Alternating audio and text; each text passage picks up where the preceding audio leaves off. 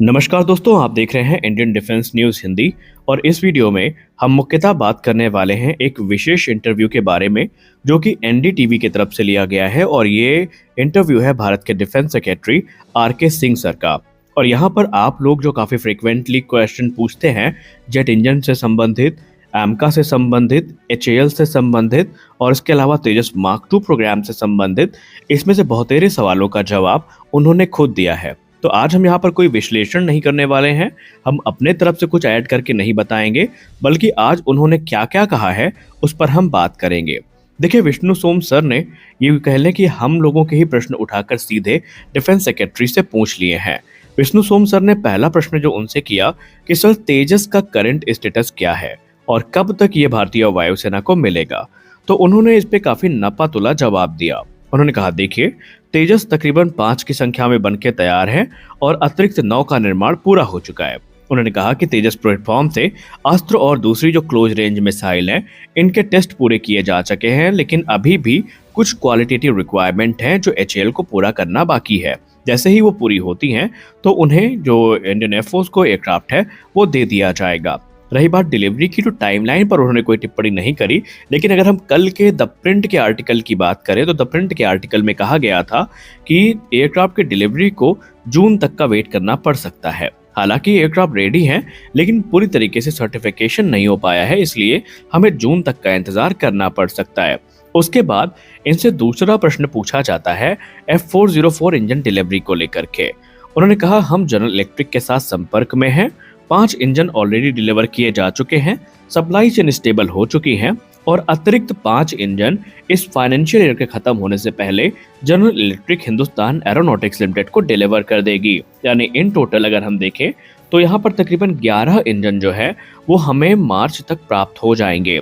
और आपको हम एचएएल की स्टेटमेंट याद दिलवाना चाहते हैं। इनफैक्ट अगर आप एक्स पर एक्टिव हैं, ट्विटर पर एक्टिव है और आपने इंडियन एयरफोर्स और एचएएल को फॉलो किया है, तो आज आपको 19वें तेजस मार्क 1A का दर्शन हो गया होगा। जी हाँ, अब यहाँ पर हम पूरी तरीके से उसको रेडी तो नहीं कह सकते, लेकिन ये है कि वो इंजन के अभाव से जूझ रहे हैं और जैसे जैसे इंजन आता जाएगा, सर्टिफिकेशन पूरा होता जाएगा, एयरक्राफ्ट भारतीय वायुसेना को मिलते जाएंगे। और एचएएल ने जो टारगेट रखा था 24 एयरक्राफ्ट का, अब वो अचीवेबल भी लग रहा है अगर एचएएल इसी प्रकार से लगी रही। लेकिन फिर भी अभी हमें तकरीबन जो मई से लेकर जून तक का इंतजार है वो पहले एयरक्राफ्ट के लिए करना पड़ सकता है। अब यहाँ पर तीसरा महत्वपूर्ण प्रश्न जो विष्णु सोम सर ने पूछा वो था F414 इंजन डील को लेकर के। तो इस पर डिफेंस सेक्रेटरी ने कहा कि F414 डील का सफर अभी काफी उतार चढ़ाव भरा रहा था, लेकिन अब राहत की बात यह है कि हमने टेक्निकल निगोशिएशन को पूरा कर लिया है और इस समय ये जो पूरी की पूरी डील है ये कमर्शियल निगोशिएशन पे आ चुकी है, जहां पर कुछ प्राइस एस्केलेशन हुआ है उसको हम डिस्कस कर रहे हैं। या आसान शब्दों में समझाएं तो जनरल इलेक्ट्रिक ने प्राइस को थोड़ा बढ़ाया है, जिसको लेकर हम निगोशिएट कर रहे हैं और बहुत जल्दी यहाँ पर डील फाइनलाइज हो जाएगी।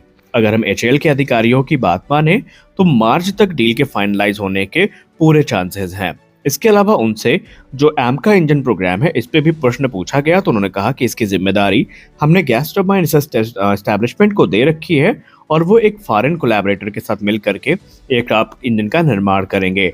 उन्होंने नाम तो नहीं लिया, लेकिन हम सब भली भांति जानते हैं कि वो मैन्युफैक्चरर कौन होने वाला है। निसंदेह वो सैफरान की बात कर रहे हैं। इसके अलावा उन्होंने कुछ और महत्वपूर्ण टिप्पणियां करी हैं जिसके बारे में आपको जानना जरूरी है। उन्होंने कहा, उनसे प्रश्न पूछा गया कि इस समय लोग काफी कंफ्यूज हैं, इस समय डिफेंस सेक्टर में काफी कंफ्यूजन चल रही है कि क्या Hindustan aeronautics limited advance medium combat aircraft का हिस्सा होगी या नहीं। तो इस पे उन्होंने काफी नपातुला जवाब दिया। उन्होंने कहा, इसके लिए आपको प्रोसेस के कंप्लीट होने का इंतजार करना पड़ेगा और उसके बाद आपको पता चलेगा कि एचएएल इन है या आउट। मैं आपको उनकी एग्जैक्ट स्टेटमेंट सुना देता हूँ ताकि अगर मैं एक्सप्लेन करने में कुछ गलती करूँ तो आप समझ जाएं। उन्होंने जो शब्द कहे अब आप वो सुनिए। उन्होंने कहा कि let the process be complete, then you will know whether HAL is in और आउट। यानी उन्होंने कहा कि आप प्रोसेस को कंप्लीट होने दीजिए, तब आपको पता चल जाएगा कि एचएएल अंदर है या बाहर। उन्होंने कहा, मुझे ये बताते हुए ज्यादा खुशी हो रही है कि एक समय लोगों ने ये अनुमान लगाया था कि इस प्रोग्राम के लिए हमें प्राइवेट सेक्टर की रुचि देखने को नहीं मिलेगी, कोई बिड सबमिट नहीं करेगा, लेकिन 7 तकरीबन कंपनियों ने अपना इंटरेस्ट व्यक्त किया है और इनमें से ही 2 या 3 कंपनियां आगे चल के इस प्रोग्राम का हिस्सा होंगी, जिसके अंतर्गत हमें 5 प्रोटोटाइप्स का निर्माण करना है। लेकिन इवैल्यूएशन पूरे होने के बाद ही आप ये देखेंगे कि एचएएल इन है या आउट है। यानी स्पष्ट जवाब उन्होंने नहीं दिया, लेकिन यहाँ पर एचएएल को पूरा भरोसा है कि वो इस प्रोग्राम का हिस्सा बनी रहेगी।